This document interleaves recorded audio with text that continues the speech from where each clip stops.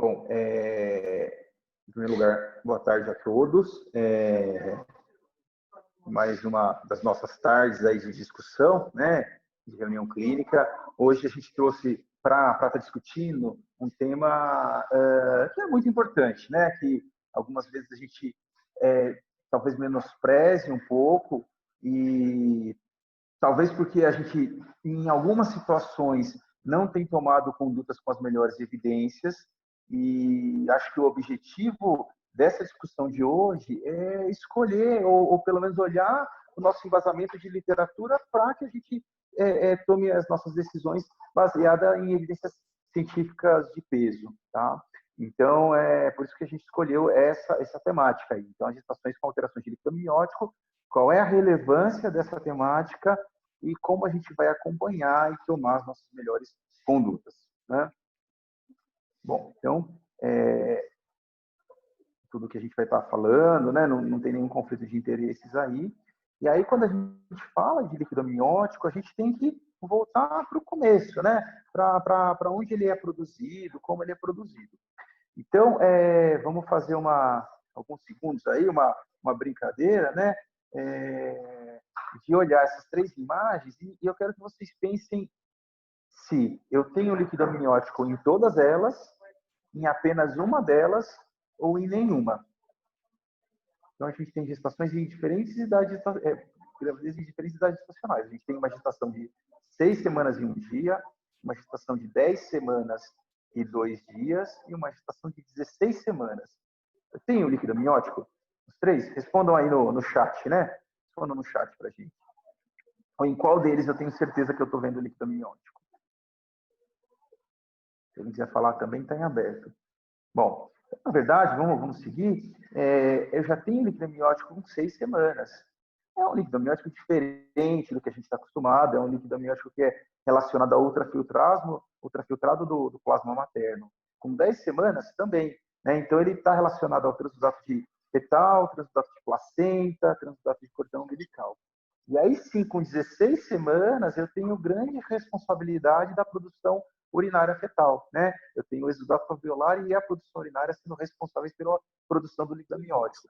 Ou seja, o início da produção é nas primeiras semanas de gravidez.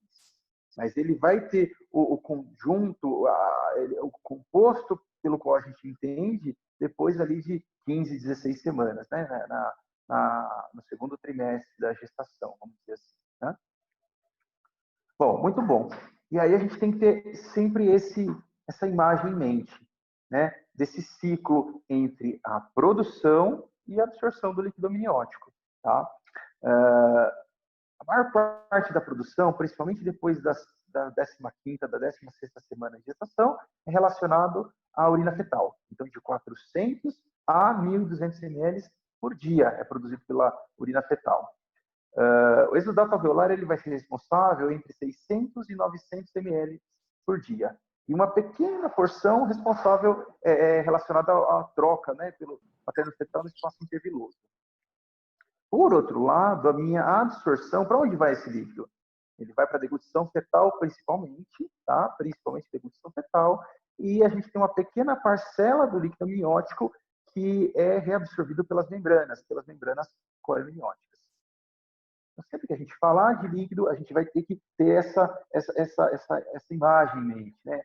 Entre a relação, entre a balança da produção e da absorção de líquido. Quanto tempo de renovação? Em quanto tempo eu troco o líquido da minha cavidade âmbica? Alguns trabalhos falam 24, 48 horas. A gente sabe que até 72 horas é feita essa troca, tá? Até 72 horas. Bom, qual é a dinâmica do líquido amniótico? Então, existem alguns trabalhos, esse aqui publicado em 2011, né, mas a gente comparou alguns estudos, o que a gente sabe é que a gente vai tendo um aumento progressivo. O meu ápice da produção do líquido amniótico vai ser ali próximo de 34 semanas, onde eu tenho cerca de 1 litro de conteúdo, né, de volume de líquido amniótico. E após a 34ª semana, eu começo a ter uma queda dessa produção aí até o final da gestação. Para que serve o líquido amniótico? Então, ele tem algumas funções muito bem estabelecidas, né? Então, claramente a proteção mecânica, aquele feto dentro de uma cavidade âmica, ele tem uma proteção frente à movimentação da minha mãe, frente a pequenos traumas, né? Ele vai estar bem protegido dentro da cavidade âmica. A gente tem uma cavidade que ela é asséptica, então a gente tem uma proteção imunológica importante. Então, é uma das grandes preocupações nossas quando essa cavidade ela é rompida, né? Quando a gente tem uma invasão da cavidade âmica, a questão imunológica e infecciosa associada. Estímulo ao desenvolvimento do sistema músculo-esquelético. Então, vamos imaginar que o meu feto se movimenta muito, ele tem espaço para exercitar a articulação, para desenvolver a musculatura. Por outro lado, aquele feto que, em fases muito precoces da gestação, tem uma limitação de espaço, ele vai ter sim uma influência nesse sistema. Bom, além disso, intimamente relacionado ao desenvolvimento do sistema gastrointestinal, ele acaba, entre aspas, aí, treinando a deglutição, treinando a reabsorção de líquido, tá? Em relação a isso, falando das células do trato gastrointestinal, e está relacionado também ao sistema respiratório. Bom, está tocando um despertador aqui, eu não sei o que é, acho que é o telefone, né? Bom, vamos ver aqui. Tá, por favor. Bom, muito bem. E aí a gente vai para o diagnóstico. Como que é feito o diagnóstico dos distúrbios, das alterações? Ele começa na minha avaliação clínica. Tá? Eu vou pensar em alteração de líquido amniótico lá no meu consultório, lá no meu pré-natal, lá no meu pronto-socorro, que eu vou estar examinando a minha paciente. Então, aqui fica claro, essa imagem aqui mostra nitidamente uma gestante aí, né? Um útero muito grande. Chama a atenção o tamanho desse útero. Então, aqueles sinais de a pele estendida, às vezes desaparecendo de estrias, a pele brilhante, né? Isso vai me levar a pensar num polidrâmino, por exemplo, né? A minha palpação pelas manobras aí de Leopold, ela vai ser mais difícil, eu não vou conseguir estabelecer muito bem a minha posição fetal, muitas vezes. E na hora que a gente vai mensurar a altura uterina, uma altura uterina muito fora da curva, né? Acima do percentil 90 para a curva de altura uterina. Lembrando que para a técnica ideal, a gente vai pedir para a paciente esvaziar a bexiga e ela tem um valor muito melhor depois de 24 semanas, né? Então, a curva é a curva que a gente encontra lá no cartão de pré-natal. Muito bom. E, por outro lado, na avaliação clínica de um oligoâmnio, eu vou encontrar o quê? Partes fetais muito visíveis, muito bem palpáveis, né? Eu consigo palpar muito bem meu feto. Acho que vocês que estão assistindo a aula, quem já examinou uma paciente em que frente a um oligoâmnio, é muito fácil você saber onde estão os membros fetais, o pezinho daquele bebê. E, associado a isso, uma altura uterina muito abaixo do esperado, certo? Então, a minha suspeita começa na avaliação clínica, né? Na avaliação clínica. E aí a gente leva para ultrassonografia, certo? Bom, então quando a gente vai estudar o capítulo de líquido amniótico nos livros de ultrassonografia, a gente vai encontrar, primeiro, avaliação subjetiva. O que é avaliação subjetiva? Vamos ver um vídeo. Olha só. O que vocês acham do líquido amniótico nessa cavidade âmica? Será que a gente consegue que as pessoas votem aí, Luizão? O que você acha? Pelo menos ali no chat, só para a gente ter uma ideia, o que a maioria vai falar? O chat está aberto, é só escrever.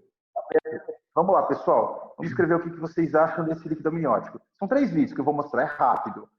Isso não vai ter impacto na nossa... Eu não consigo ver o chat, por algum motivo eu não consigo acessar. Aqui, o bate-papo. Vamos lá. Ninguém quer falar? A gente está com 36 pessoas, ninguém quer chutar aqui, dar opinião sobre esse líquido amniótico? Diminuído, aumentado, normal? Vou passar o vídeo mais uma vez, vamos lá. Ó. Eu vou passar o próximo vídeo, tá? Então, a Daiane falou normal, o Vitor parece normal. Normal. Para mim também parece normal. Normal, né? É um líquido normal. Eu também acho que está normal. Mas algumas pessoas podem falar, poxa, mas tem tanto líquido para esse bebê que está tão pequeno. Será que não está aumentado esse líquido? Tem certeza que não está aumentado? Sei. Vamos ver mais um. E esse outro caso? O que vocês acham?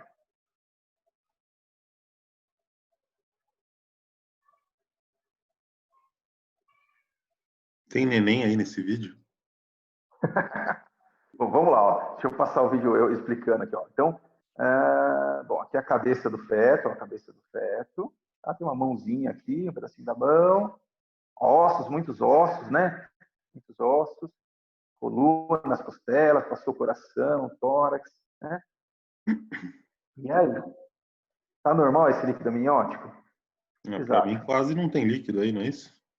Quase não tem líquido, né, Luizão? E o pessoal, o que vocês estão achando aí?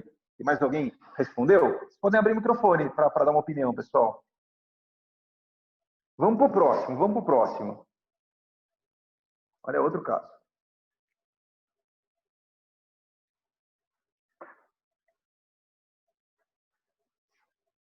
E aí?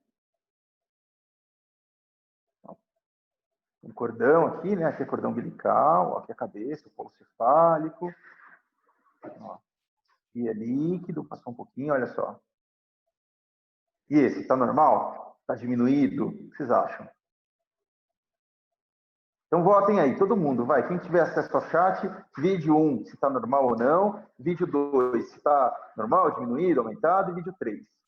E eu vou voltar, vou passar mais uma vez. Vamos lá. E é importante a gente voltar nessa. Ó, então esse é o vídeo 1. Aí eu vou falar, já vou respondendo para vocês. Isso está normal, tá bom? Na minha avaliação subjetiva. Tá? Esse aqui. Concordo, parece que está diminuído, né, Luizão? Dá uma sensação que está diminuindo. É. Mas e se eu falar que é a mesma gestante do vídeo 3? Eu ia te falar que para mim não mudava muito o 2 do 3. Parece que tem muito neném para pouco líquido. Pouco líquido. Mas no 3, eu consigo ver um bolsão aqui. Olha só, tem um bolsão aqui. Esse Ó, já é o o bolsão, 3? esse não para. Esse é o 3. Ó, aqui. Ó, aqui tem líquido. Ó, líquido. Eu vou voltar. Olha o outro. Olha aí, pessoal. Ó. Não vê líquido. Mas é o mesmo caso. Eu colhi 2 vídeos do mesmo bebê. Então, essa é a questão da avaliação subjetiva. A avaliação subjetiva, eu não consigo validar, eu não consigo confirmar se foi bem feito ou não, e eu corro o risco da mesma pessoa olhar aquele bebê de duas posições diferentes e achar que está diminuído ou aumentado. É por isso que, quando a gente vai estudar líquido amniótico, não se fala mais de avaliação subjetiva. A gente, quando vai fazer ultrassom, tem uma avaliação subjetiva, né, Regina? Regina está aí ainda? Então, a gente tem uma avaliação, a gente olha e fala, puxa, parece que está diminuído. Aí vem alguém, chama o colega, ah, não, acho que esse líquido está normal. Mas a gente não tem parâmetro para quantificar. Então, quando a gente vai para as revisões, eu vou mostrar mais para frente as revisões, não se leva... Vamos lá. Oi, Regina, estão me escutando? Mesmo a gente com bastante experiência, às vezes você acha que está diminuído, vai fazer o ILA, está normal e vice-versa, né? Vice-versa. Então, assim, quando a gente vai, eu vou mostrar mais para frente as revisões sistemáticas, os trabalhos de peso que a gente tem sobre líquido, a avaliação subjetiva não entra mais, né? Então, ela não faz parte por conta disso, porque ela é muito variável, tá? Bom, então é isso. Essa é a avaliação subjetiva. Quando vocês escutarem falar de avaliação subjetiva, é isso. Depende de quem está olhando e a gente corre o risco de ter erros diagnósticos. Bom, e aí quais são os métodos? Então, é o método qualitativo, né? A avaliação subjetiva é método qualitativo. Quais são os métodos quantitativos? Então, primeiro, o índice de líquido amniótico. Então, Phelan, em 1987, padronizou que naquelas gestações em que a altura uterina ultrapassava a cicatriz umbilical, ele iria dividir em 4 quadrantes e escolher os melhores bolsões daqueles 4 quadrantes. Bom, aí tem outra questão. Na hora que a gente lê o trabalho do professor Phelan, ele não fala como que tem que medir esses 4 quadrantes. A gente hoje em dia sabe, mede, sugere que se faça o diâmetro vertical. Mas o professor Phelan, na descrição dele, ele não estabeleceu se era vertical, se era em diagonal, se era a maior diâmetro possível daquele bolsão vertical, né? Então, dando margem aí para interpretações diferentes.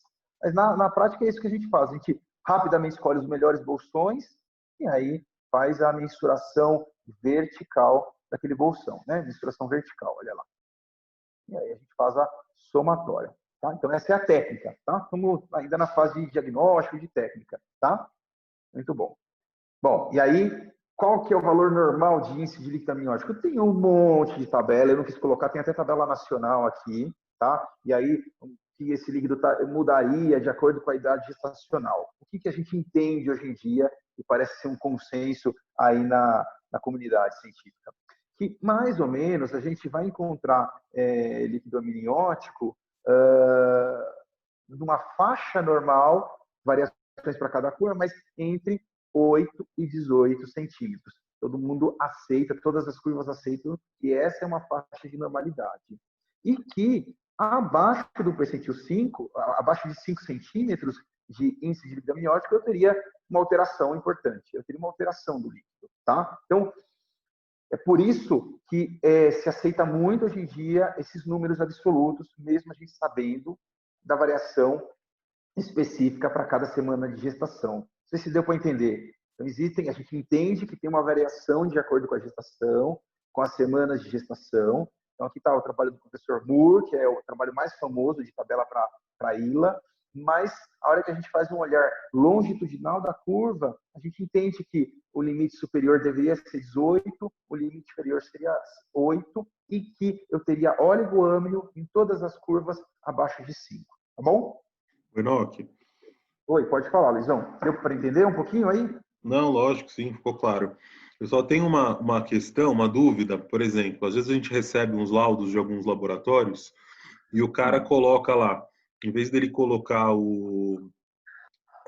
isso, né, 8, 18 e tal, ele coloca justamente esses percentis.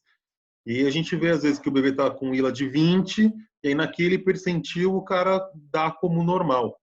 Né? O que se sugere que a gente, como interpretador do exame, faça? Isso, é uma ótima pergunta, mas eu vou te responder mais para frente. A gente tem um slide sobre isso. Ah, tá bom. E aí, mas é uma pergunta para o pessoal ir pensando aí durante a aula e naquela linha da gente tentar estabelecer algumas condutas baseadas em evidências científicas, eu vou mostrar a nossa sugestão um pouquinho mais para frente, tá? Mas eu concordo, a gente, de acordo com quem faz o exame, com o laboratório que ela fez, eu recebo um laudo diferente, enfim, é uma panaceia, vamos dizer assim, né? Mas a gente tem que estabelecer alguns limites aí e vamos usar o que está mais estabelecido na literatura. Bom, então ali falei da avaliação subjetiva, tá bom? Avaliação qualitativa subjetiva, avaliação quantitativa índice de líquido amniótico e o maior bolsão vertical. O que é o maior bolsão vertical? Eu vou varrer toda a cavidade âmbrica, vou procurar subjetivamente o local onde o meu espaço está mais visível com líquido amniótico e eu vou fazer 2 diâmetros perpendiculares na minha avaliação, tá bom? Então, isso é o maior bolsão vertical. Bom, muito bom. Então, vamos um pouco para a classificação. A gente, como eu falei para vocês, a gente tem uma literatura extensa, né? Mas o que é mais aceito? É mais aceito que a gente considere como normal de os limites 81 ou 8,1 centímetros a 180 milímetros ou 18 centímetros. Um líquido diminuído, aquele líquido entre 51 e 80, um aumentado de 181 a 249. E aí os limites, os patológicos seriam, então, se eu não encontrar um bolsão com pelo menos 2 centímetros, ou o meu índice de líquido amniótico menor que 5 centímetros ou 50 milímetros, e o polidrâmino é mais que 250 milímetros de ILA ou um bolsão maior que 8, tá bom? Maior que 8. Na verdade, desculpa pessoal, seria 10, tá errado aqui a digitação, tá? Maior que 10. Bom, aí a gente tem um polidrâmino realmente. Isso é muito importante. E falando de volume, né, a hora que a gente vai para a literatura também, o que seria o ideal? A gente está falando de limites. O método real seria se a gente aspirasse aquele líquido de alguma forma e quantificasse. Isso não é passível de avaliação, a gente não vai fazer isso, apesar de a gente encontrar na literatura alguns trabalhos que fizeram isso há muito tempo atrás. Tá bom? Mais ou menos o que a gente sabe é que um oligômero eu teria pelo menos ali, em média, menos de 400 ml de volume daquele líquido amniótico. Ok? Bom, então aí a gente vai para os distúrbios de líquido amniótico, tá? Então, Luizão, respondendo a tua pergunta, vou voltar ao slide, é mais ou menos isso aqui, tá? Que é a nossa sugestão e é o que é mais aceito nas revisões que eu vou mostrar mais à frente no trabalho, tá? Bom, então vamos falar de distúrbio de líquido amniótico, tá? Primeiro, polidrâmio, tá? Para a gente falar de distúrbio, primeiro a gente volta lá no que a gente conversou no comecinho da aula sobre absorção e produção, reabsorção e produção de líquido amniótico, a gente sempre vai ter aquela balança, né, aquela circulação de líquido entre a produção e a absorção, e aí a gente vai para o polidrama. Bom, pensando então no aumento do líquido amniótico, ou eu estou produzindo demais, tá? Ou eu estou produzindo demais, ou eu não estou conseguindo reabsorver o que eu produzo. E isso leva ao acúmulo de líquido na cavidade âmbica. Tudo bem até aqui? Bom, então vamos lá. Pensando no aumento de produção, a situação clínica materna mais associada ao aumento de produção de líquido é o diabetes gestacional, certo? Ou um diabetes diagnosticado na gestação, né? Então a gente vai sempre, é a primeira pergunta frente a uma situação de aumento de líquido amniótico. Se a gente está seguindo a cartilha direitinho, a gente teve uma discussão segunda-feira, já tivemos na outra semana com o Giva, será que ela fez a glicemia de jejum lá no primeiro trimestre? Se ela fez a sobrecarga de glicose ali no final do segundo trimestre, né? Então, de 20, né, 24, 26 semanas, será que ela fez o VTOG ou não? Bom, o que mais? Então, a principal causa de aumento de produção é diabetes. E as causas de diminuição da reabsorção do líquido? Eu vou olhar para o estômago fetal, porque se o meu feto está deglutindo muito bem, ele enche o estômago. Então, eu vejo um estômago muito visível.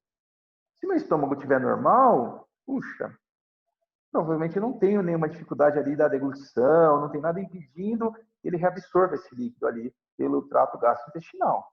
Vou pensar que pode ser um polidrama idiopático. Agora, se eu não encontro o meu estômago, ou se ele estiver muito pequeno, aí sim eu vou pensar em alguma obstrução, alguma malformação do meu trato gastrointestinal.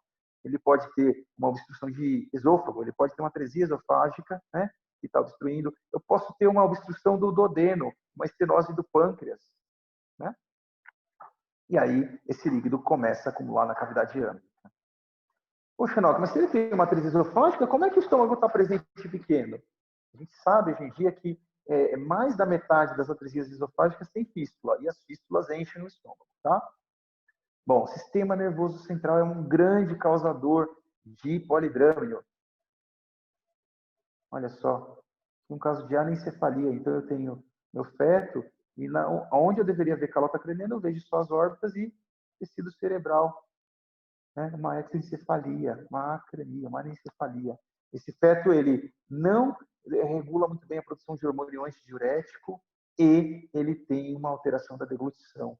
Então, isso é a fisiopatologia das patologias do sistema nervoso central no aumento do líquido amniótico, tá? Avaliação de face, se ele tem um tumor de orofaringe, ele não consegue deglutir, né? Bom, e aqui, e na avaliação placentária, né?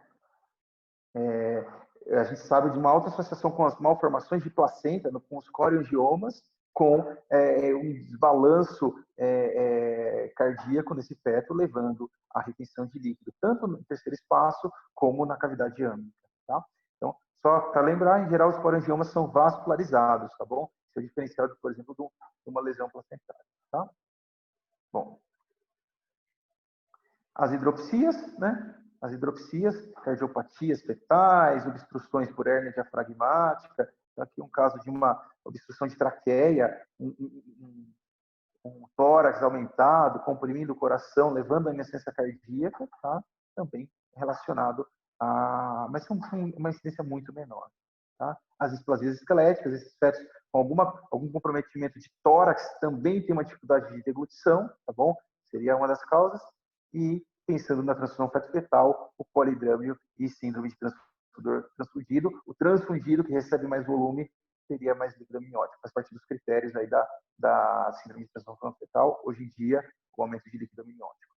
Só depois que a gente fez todo esse fluxograma de investigação, a gente consegue falar que provavelmente uma polidrama é idiopático. Tudo bem? Então, isso vocês precisam ter em mente. Todo esse fluxograma para investigar, e só após isso eu vou falar que provavelmente eu estou com um polidrama idiopático. Tá? Lembrando que a gente tem um calcanhar de Aquiles, que são as atresias esofágicas com fístula. Bom, muito bom. Enoque. Tudo bem até aqui, pessoal? Tudo bem? Pode falar, Luizão, vamos lá. E ainda vale aquela máxima lá de que o polidrâmino é o irmão gêmeo da malformação? Não, agora não vale mais, né? Depois do que eu mostrei para vocês, a gente tem que pensar nisso, tá? Para quem que vale, Luizão? Vale para os... A gente não quis falar de classificação do polidrâmico, daí seria, acho que, demais, mas tem estudos que falam que polidrâmico acima de 35 centímetros, aí sim, provavelmente eu tenho uma malformação associada. Tá? Acima de 35, que é eu mostrei ali que a gente vai chamar de polidrâmico acima de 25, né? Então, acima de 35, a gente tem uma margem muito boa, a chance de malformação, aí sim, aí eu concordo com você e concordo com a literatura que falava isso para a gente na nossa formação, né? Eu Tá. acho que vale a máxima, E certo? aí, hoje em dia, ainda estatisticamente, o idiopático é o maior de todos. Agora, é o mais frequente nessa faixa de variação, entre 25 e 35, tá? Aí é o idiopático. Legal. A gente tem que sempre ter isso em mente aí. Bom, se você quiser ficar com a câmera aí, eu estou falando para você também. Ah, tá bom. fica fácil de ver, né? Beleza. Bom, certo. E o que a gente vai fazer com o polidrâmio? Primeiro, etiologia. A gente tem que achar a causa desse polidrâmio, né? Não dá para tratar sem saber a causa. Exceção são os casos em que a gente tem um polidrâmio excessivo, e aí a gente vai lembrar desse número 35, mas principalmente do desconforto da mãe. Então, uma paciente que tem um desconforto abdominal importante, dificuldade respiratória, essa paciente merece que a gente pense numa drenagem. Vamos retirar a líquido amniótico, vamos aliviar o conforto daquela mãe, né? Para a gravidez seguir em frente, tá? Então, isso é muito importante. É a única indicação aí que está estabelecida de drenagem paliativa, tá? Muito bom. E agora vamos falar de oligoâmio, né? Então aqui o chavão é maior, a gente tem mais informação para estar falando aqui. Aqui. Muito bom. Também a gente vai abrir um fluxograma de investigação. Oligoâmio, tá? Então aqui eu estou falando do quê? Do líquido amniótico abaixo de 5 centímetros no índice de líquido amniótico ou menor que 2 centímetros de maior bolsão. Tá bom? Tá claro? Eu vou reforçar isso algumas vezes durante a nossa discussão, tá? Bom, então eu vou olhar para minha mãe, avaliação clínica materna. Será que a minha paciente teve um quadro infeccioso? E isso levou a uma alteração de perfusão placentária, uma perfusão renal fetal de uma forma diferente do que a gente está acostumado, e ele começou a urinar menos? Então, é muito frequente, principalmente no segundo trimestre. A paciente teve uma infecção, quadro infeccioso, quadro gripal, pielonefrite, enfim, e aí ela faz um oligoâmio, tá? Então, a gente precisa investigar a mãe, vamos olhar para a mãe. Doença hipertensiva, lúpus, trombofilia com menor incidência, mas principalmente a nossa doença hipertensiva, né? Pensando em toda uma vasculopatia, numa alteração da invasão do trofoblasto, a gente vai pensar que eu posso me encontrar frente a uma insuficiência placentária, tá bom? Bom, Miorex, né? Acho que essa provavelmente é a principal causa, é que a gente não faz ultrassom para Miorex, para dar diagnóstico de oligoâmio, mas provavelmente a causa mais frequente é a ruptura prematura das membranas ovulares, né? E aí a gente vai ter claramente, obviamente, sem discussão, líquido amniótico diminuído, vai ter um oligoâmio, né? Desidratação. Poxa, pessoal, mas será que desidratação leva ao oligoâmio? Tem trabalho mostrando que leva. E muitas vezes você consegue modificar, principalmente a gente falando de gestações fora da idade, fora do termo, né, casos de prematuridade, eu tenho modificações só por hidratação, tá? Eu vou mostrar alguns estudos, algumas revisões aí mais para frente, mas eu não quis trazer o de hidratação, mas tem resultado, né, de mudança só com a hidratação, tá bom? Legal. Olhamos para a mãe, não achamos nada. Não tem... Oi, fala lá, vamos, Luizão. Volta uma aí. Vamos aí, pronto. Não, achei engraçado esse desenho que você colocou aqui na frente do Amniorex. Como se tivesse tipo um ar dentro do útero. Tipo, isso não existe, essa situação, né? É uma simulação. Não existe, não. Porque não colabaria esse líquido, né? Ele... Não tinha um vídeo com o útero diminuindo de tamanho, não tinha. Mas é só para a gente entender um pouquinho o que saiu, né? Mas não tem ar. Acho que o útero diminui. Esse nível líquido, assim, que aparece na imagem, né? Isso não existe, né? Não tem. Pessoal, quem estiver assistindo a isso aí como é que a gente fala? Liberdade... Poética, licença poética. Licença poética, pronto, licença poética, tá bom? Bom, vamos lá. Mas eu acho que eu gosto de colocar alguns desenhinhos, Luizão, porque muitas vezes quem está assistindo fica com uma clareza maior. Vai guardar esse desenho e falar, poxa, o Enoque mostrou aquela... Eu vou pensar em oligoâmio. Olha só, vou guardar essas fotinhas aqui, né? Então, acho que a nossa memória fotográfica é muitas vezes melhor do que a memória para palavras e que a gente escuta, né? Bom, bexiga. Vou olhar para a bexiga do meu feto. Então, aquela gestação de segundo trimestre, oligoâmio. Foi visto bexiga?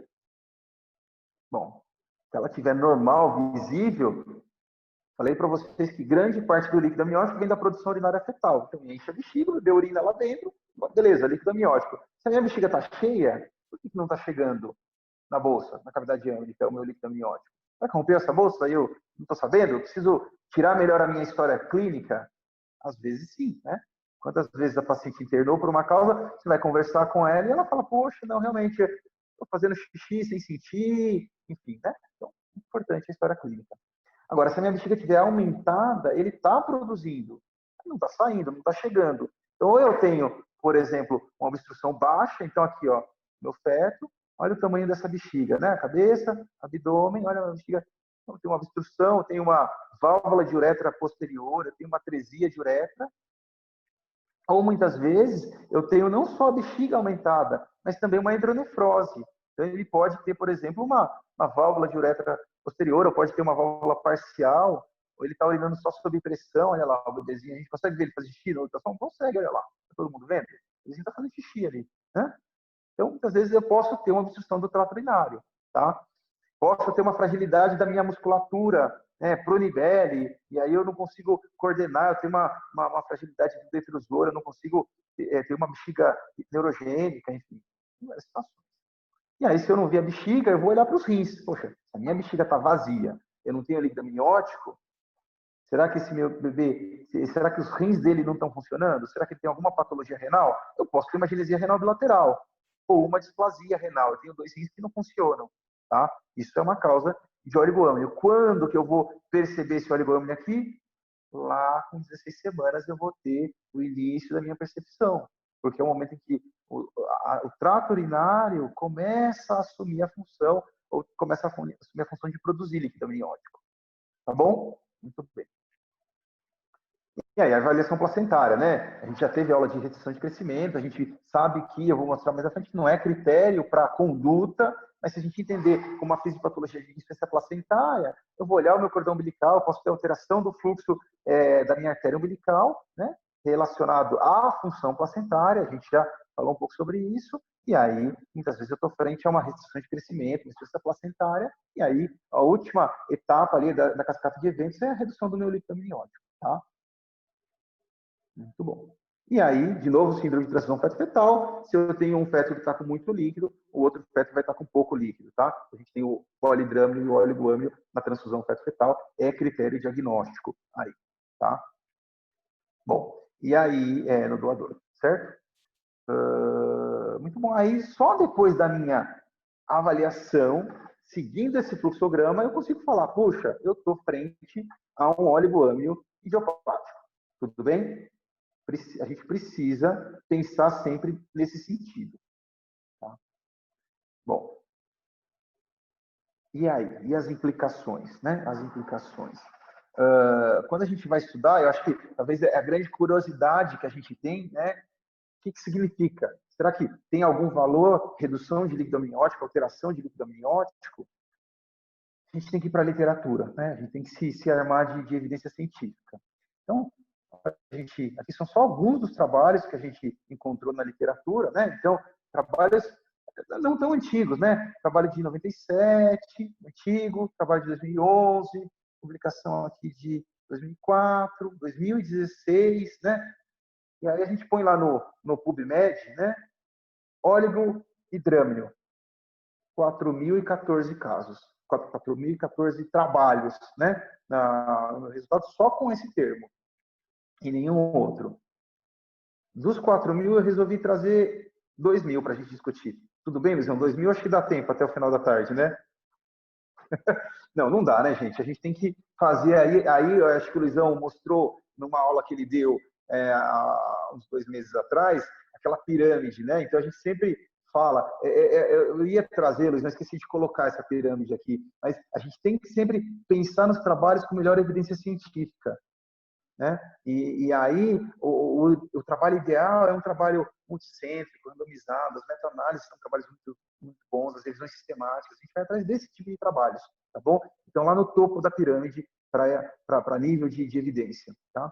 E aí, a gente escolheu alguns trabalhos, tá? Recentes, relativamente recentes, com um nível de evidência bom. Então, ó, aqui eu tenho 4, mas principalmente são esses 4 que eu trouxe. Um trabalho da Cochrane, e outros 2, ó, 2000 a revisão da Cochrane é a mais antiga, de 2008, tá bom? Mas de 2013, 2017, 2016. Vamos falar um pouquinho de algumas coisas. Primeiro, esse estudo da Cochrane. Eu acho que quando a gente fala de líquido amniótico, de qual o melhor critério quantitativo para pensar em resultado, né, em outcomes pregnancy, a gente cita esse trabalho. Então essa revisão da Cochrane incluiu 5 trials, tá? Mais de 3.000 mulheres que se encaixaram no critério de inclusão. Bom, a taxa de admissão, comparando, então vamos lá, qual que é o título do trabalho, né? Índice de líquido amniótico versus maior bolsão vertical, para rastrear, né, como método de rastreamento para resultado adverso na gravidez, tá? O que eles encontraram, comparando os dois métodos? Bom, primeiro que a taxa de admissão na UTI neonatal não foi diferente, se eu considerasse maior bolsão ou índice de líquido amniótico. Então, não tinha um método que era superior ao outro para inferir quem que ia para a UTI. Eles não encontraram nenhum estudo que falasse sobre mortalidade perinatal, tá? Então não tinham dados de mortalidade perinatal. pH de cordão, não tinha diferença entre os dois grupos. Apgar, sem diferença entre os dois grupos, tá? Alteração cardiotocográfica, sem diferença entre os dois grupos, ou seja, não tem um método que é superior ao outro para resultado perinatal, vamos dizer assim, né? Muito bom. Comparando, usando índice de líquido amniótico, o que eles encontraram foi que você tinha mais diagnóstico de oligoâmino, tá? Mais diagnóstico, que levava muitas vezes a uma internação maior e uma taxa de indução maior. E aí, o que a gente imagina, né, Luizão? O que a gente vai imaginar? Pô, internou mais, induziu mais, tem mais índice de cesárea, não é? Mas aí o trabalho não mostrava isso. Não tinha diferença no índice de cesárea e de parto vaginal, tá? Então, aqui da cesárea, né, e parto vaginal. O que a gente olha aqui é o diamante, né? O diamante tocando um, então mostrando que não tinha diferença. Se eu usar maior bolsão, se eu usar ILA, eu não vou mudar, pelo menos nessa revisão da Cochrane, eu não tinha diferença entre o índice de parto vaginal e de cesárea. Tá? Bom, muito bom. Qual que é a crítica a esse estudo da Cochrane? Eles não excluíram ruptura prematura de membranas ovulares, nem malformações fetais, que são, de uma certa forma, são responsáveis por grande parte das alterações de líquido amniótico, não é? Isso que a gente conversou agora há pouco. Puxa, mas isso é o nosso calcanhar de Aquiles. E como que eles concluem essa revisão da Cochrane? Implicações da pesquisa. Precisa de um método uma revisão sistemática. Deixa eu diminuir aqui, está cortando a tela. Então, é necessária uma revisão sistemática comparando ILA com maior bolsão vertical. Então, essa revisão da Cochrane não respondeu para a gente qual que é o método que tem melhor acurácia. Tá? Foi publicado em 2008, a referência está embaixo, enfim, vocês podem acessar o artigo completo. Então, não respondeu a nossa pergunta, né? Muito bom. Mas trouxe algumas informações, que se eu usar um método ou outro, não tem um método que é melhor para desfecho perinatal. Bom, vamos para o próximo artigo. Esse aqui foi publicado em 2013, tá? Também é uma revisão sistemática em meta-análise, comparando ou tentando predizer a associação e predição do líquido, das medidas para líquido amniótico e os resultados adversos na gravidez, tá? Então, essa revisão, ela incluiu 43 estudos quase 250 mil fetos, né, foram incluídos nesse estudo. Um estudo com um volume amostral um pouco maior aí. Eles, como critério de seleção, eles colocaram, eles excluíram, então, as rupturas prematuras de membrana ovulares, que estava faltando no trabalho anterior, e as malformações estruturais. Então, esse não tem bolsa rota e não tem patologia fetal que justifique o oligoâmio. Tudo bem? Bom, e aí eles consideraram qualquer medida. Poderia ser maior bolsão, poderia ser índice de líquido amniótico, né? Qualquer medida que me falasse que eu tinha um oligoâmio. E aí o que eles encontraram nesse estudo, né? Então, mostraram que frente ao oligoâmio mesmo, né, estabelecido, e aí ou era menor que 5 de ILA ou um bolsão menor que 2 centímetros, eu tinha um aumento da mortalidade neonatal e mortalidade perinatal. Isso era pior, era mais preocupante naquelas populações de alto risco, tá? Que nesse caso eles incluíram as pacientes que já tinham alguma patologia clínica que justificasse as reduções de líquido amniótico, tá bom? Eles falam muito das síndromes hipertensivas nesse trabalho, tá? Então, aumento da...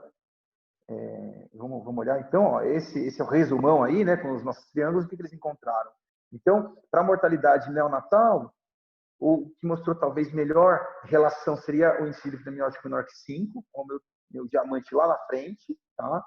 Para a mortalidade perinatal, nas pacientes de alto risco, então eram pacientes que tinham uma mortalidade perinatal maior relacionada ao oligoâmio, não tinha diferença ali para pH de cordão, tá bom? E resultados adversos perinatais, também o índice de líquido amniótico menor que 5, tá bom? O maior bolsão era um pouco heterogêneo demais, né? Mas para índice de líquido amniótico menor que 5, eles encontraram relação direta com resultados adversos perinatais. Tá? Tudo bem? Então, segundo artigo. Vamos para o terceiro. Então, oligoâmio nas gestações sem complicações, nas gestações de baixo risco, né? E oligoâmio nas gestações complicadas, que seriam de alto risco. Tá? Também outra revisão. 6 estudos para alto risco, para baixo risco, e 9 estudos para alto risco. Tá? Nesse caso, também eles utilizaram o índice de líquido amniótico menor que 5 pela técnica do Phelan, tá bom? Como definição de oligoâmio.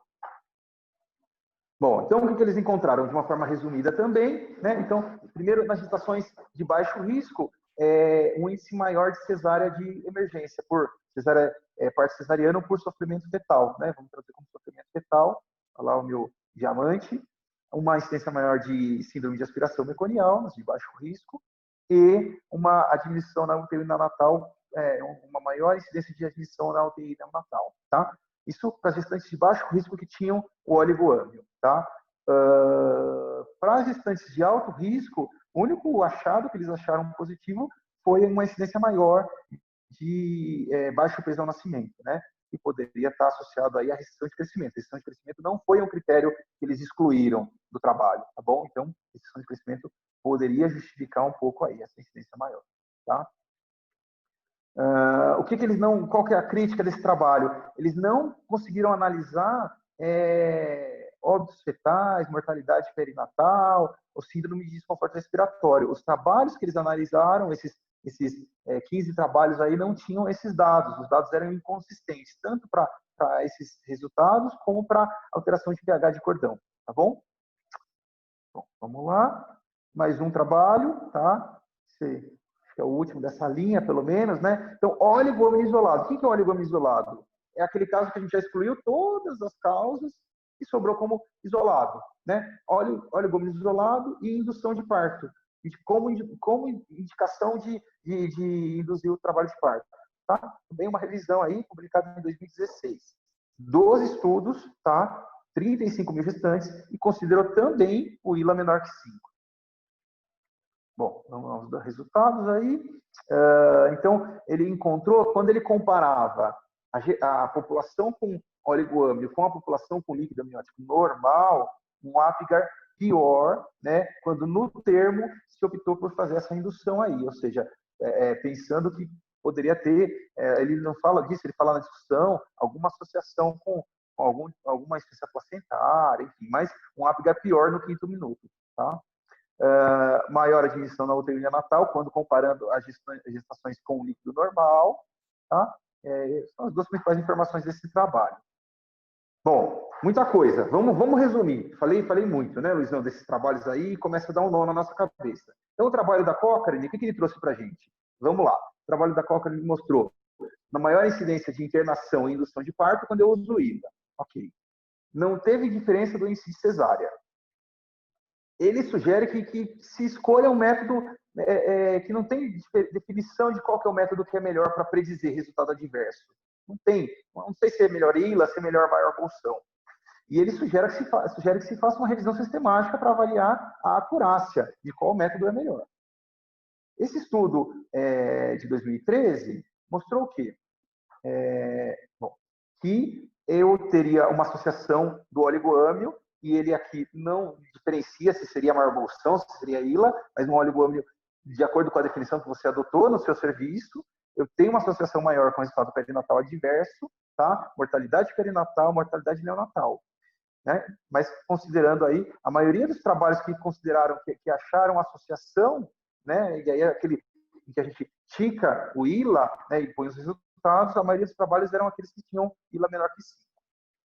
Essa outra revisão, também uma associação de oligômio com cesárea de urgência para alteração de vitalidade, maior admissão da UTI neonatal e síndrome de aspiração meconial. E esse último, maior taxa de admissão, também resultados bem parecidos aí no termo. Tá? Então, esse é o resumo do que a gente tem, pelo menos dos trabalhos com um nível de evidência maior, publicados aí nos últimos anos, enfim, né? A exceção da Cochrane, que é de 2008, né? Mas não tem uma revisão dessa publicação.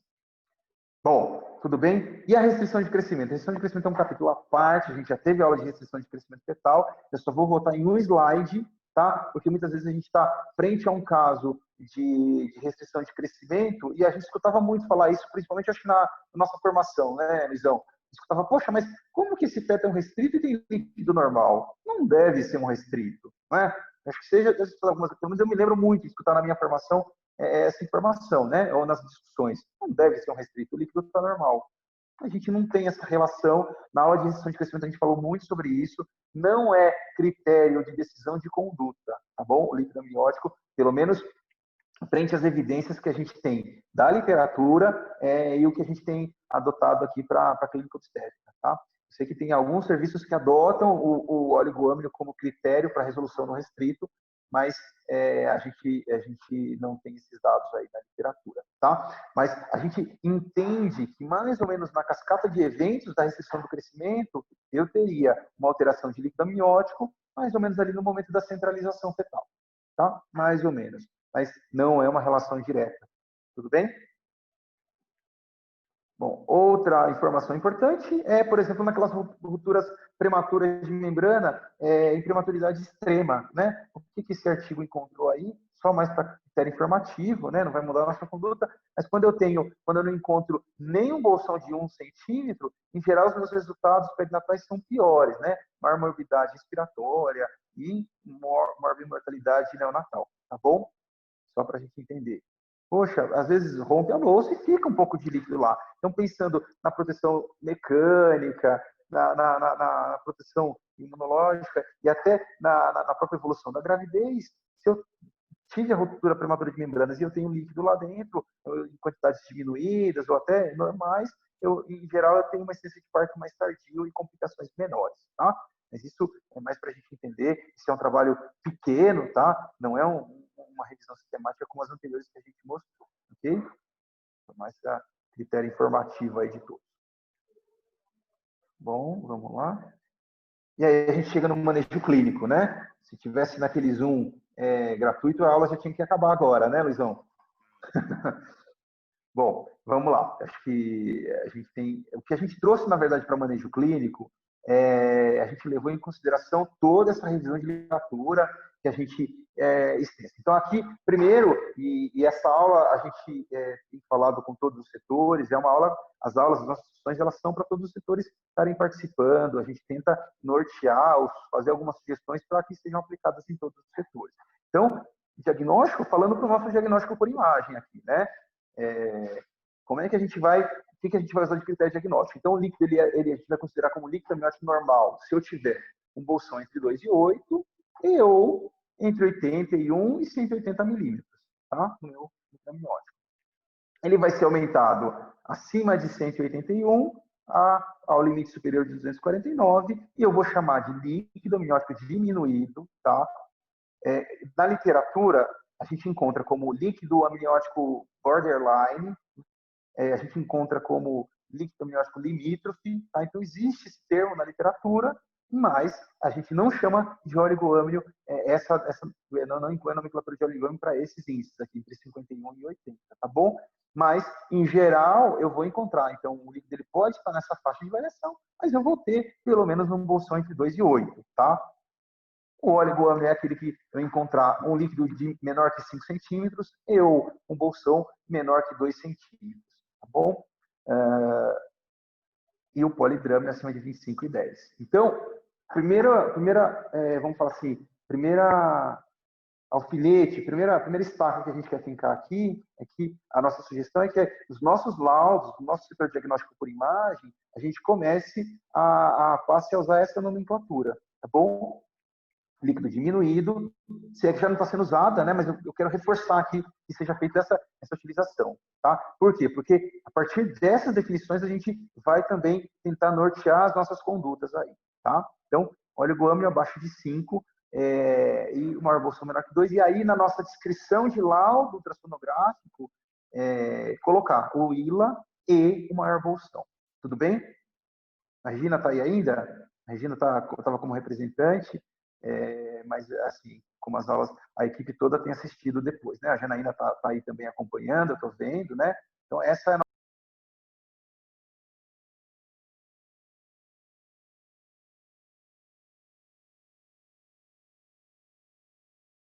Você ficou mudo. E mudo? Pronto? Está me escutando? Voltou. Estranho, na hora que eu falar... bom, enfim, então, não é a minha decisão, a minha opinião. É o que a literatura embasa a gente para que a gente use de termo, de definição, tá bom? Bom, vamos lá, vamos seguir.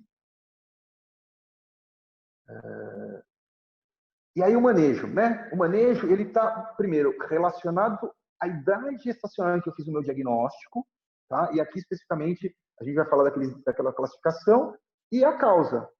Não dá para eu tomar uma conduta, é muito diferente se eu estou frente a uma rotura prematura de membranas ovulares com 35 semanas ou eu estou com um oligoâmnio por uma outra causa, né? Por uma agenesia renal bilateral.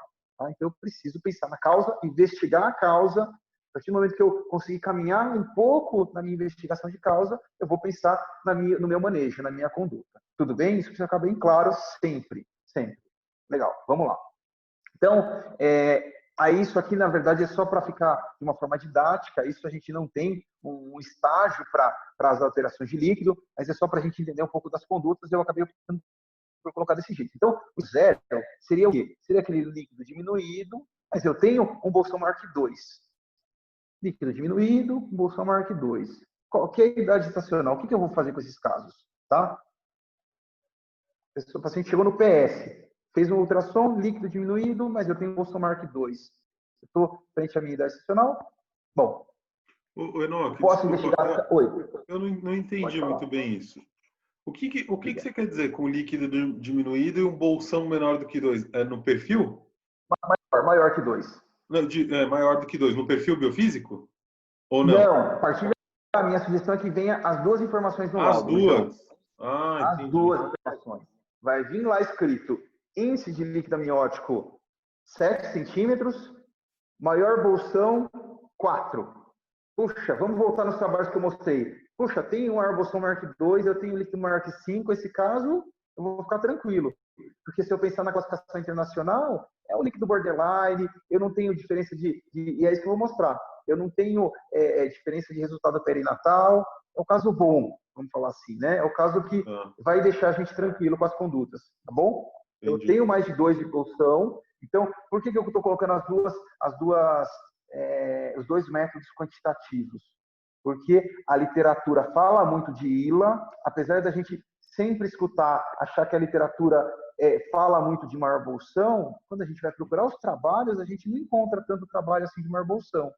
principais trabalhos com nível de evidência muito bom, ou ele usa os dois métodos, como aquele trabalho de 2017, aquela revisão de 2017, aquela revisão é do grupo de Newcastle, ou a gente encontra o ILA, né? Então, o que a gente vai estabelecer? Que a gente vai ter os dois critérios dos nossos laudos, os dois métodos quantitativos. Tá? Isso não gasta muito tempo, porque para você medir o ILA, você tem que medir 4 bolsões. E você vai lá e coloca qual que é o maior bolsão. Tá? Então, isso não vai aumentar o tempo de exame, mas vai ajudar a gente a tomar a conduta com mais segurança. Tá? Bom, então a gente vai investigar a causa provável, porque eu posso estar... Lembra que a gente falou lá no começo da aula? Eu posso estar num processo de queda da renovação. Então, meu líquido, ele não muda de uma hora para outra. Ele demora ali 3 dias para renovar. Se eu estou frente a uma situação que vai me levar para um oligoâmbio, eu posso investigar. Não tem problema, tá? Não tem problema. Eu não preciso internar a minha paciente. Não vai internar. Líquido diminuído não precisa internar em uma fase da gestação. Por quê? Porque os trabalhos mostram para a gente que se eu tenho mais de 5 centímetros de ILA, e se eu tenho pelo menos um Bolson Mark 2, a minha vitalidade, em geral, ela está preservada. Certo? Isso ficou claro. E aí eu não vou internar, mas eu não vou abandonar a minha paciente. A gente vai orientar ela a hidratar melhor, pode ser que a gente esteja frente a um quadro de desidratação, né? A gente vai fazer um controle, eu posso fazer um controle ultrassonográfico, eu posso agendar um exame na vitalidade dali uma semana, tá? Porque se eu estou com medo desse caso, e aí o recado também é para a nossa equipe do pronto-socorro, se eu estou com medo de um caso de líquido amniótico diminuído, eu não vou abandonar ela. Ela vai voltar, ela vai fazer um novo exame, eu vou fazer um controle. Eu estou preocupado que eu posso estar com um quadro hipertensivo que está se instalando, enfim, eu estou na dúvida.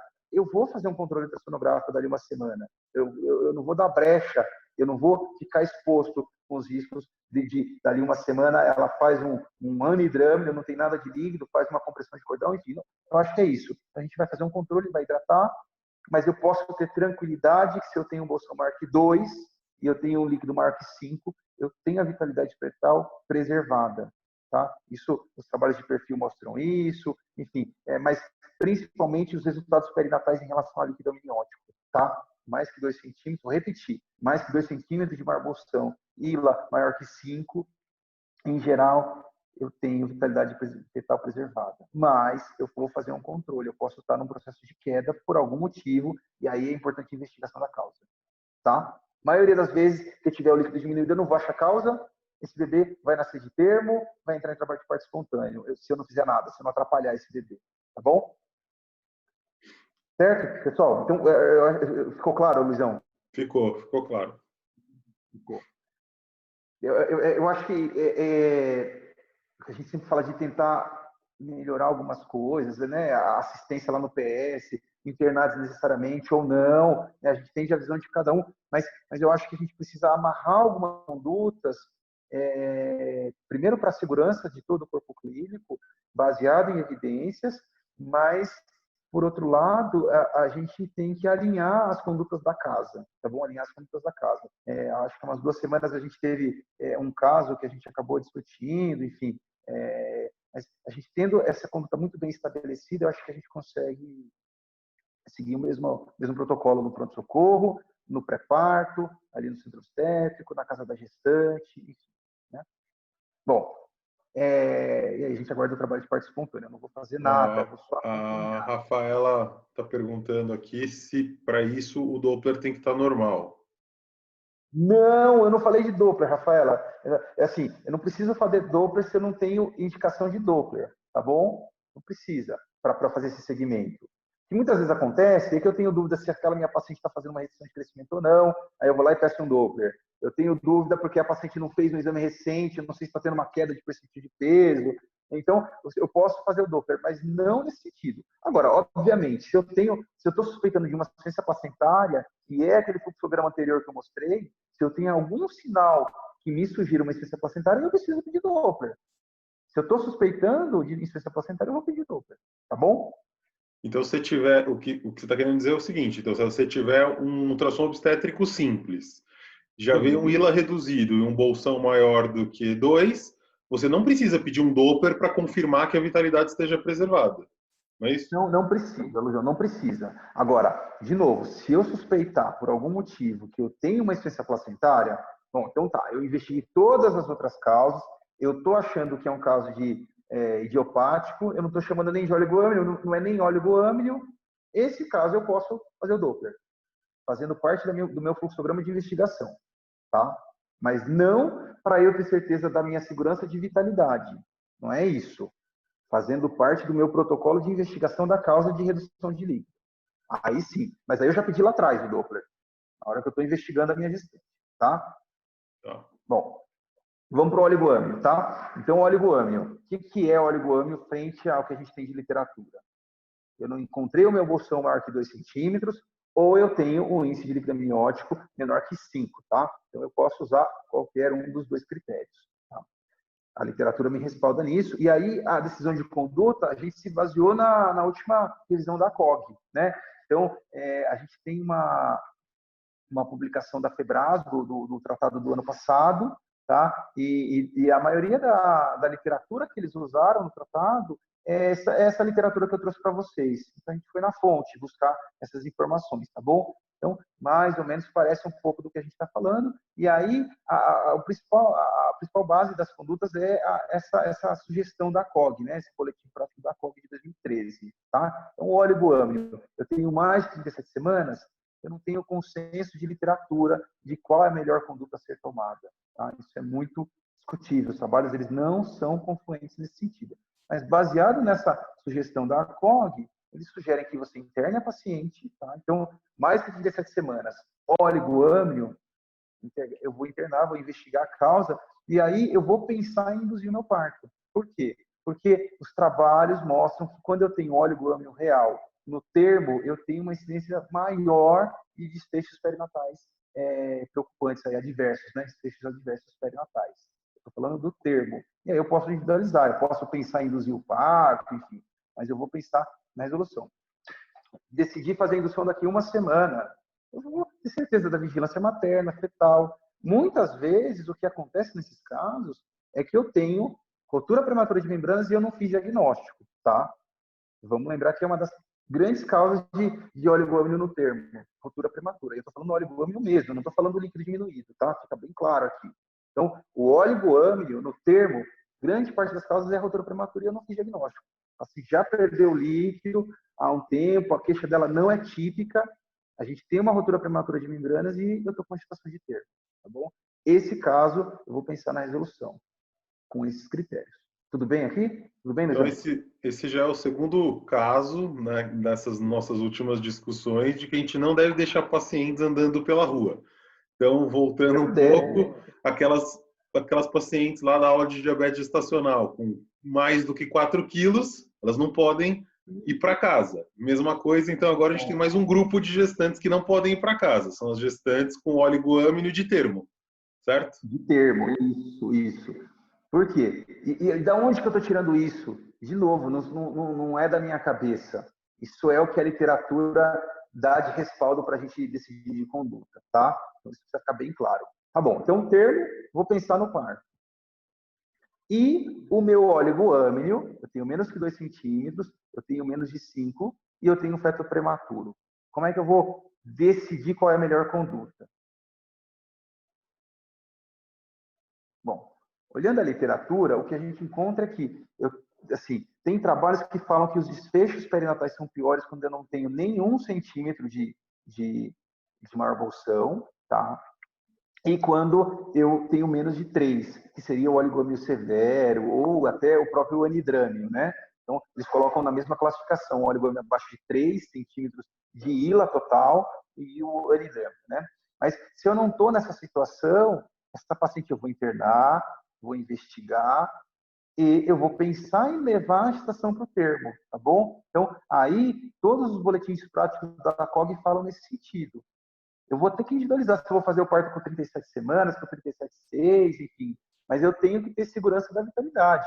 Eu tenho que ter certeza que a minha vitalidade está preservada. E aí sim, Rafaela, a gente vai lançar a mão dos nossos métodos diagnósticos aí. A gente já teve uma discussão de vitalidade fetal, os nossos métodos são muito falhos, né, Luizão? A gente falou de cardiotopo, de opressão falhos, mas é o que a gente tem em mãos, tá bom? Para vigilância de vitalidade fetal, tá? Muitas vezes, se a minha ruptura prematura de membranas foi lá atrás, eu internei aquela gestante, eu já investiguei, eu estou com uma segurança de vitalidade, eu posso dar uma licença no fim de semana para ela, enfim. Mas a gente tem que ter uma vigilância fetal. Outra coisa importante é que eu posso induzir aquele parto, mas quando eu não tenho nada de líquido, eu posso ter uma alteração de vitalidade do intraparto. Então, é uma paciente que a gente não vai esquecer, como nenhuma a gente esquece, mas é uma paciente que a gente vai sempre lembrar dela durante a indução, tá bom? Muito cuidado, porque a gente tem incidência maior de compressão de cordão e tudo isso, né? Então, a gente vai tomar muito cuidado, certo? Tudo bem aqui?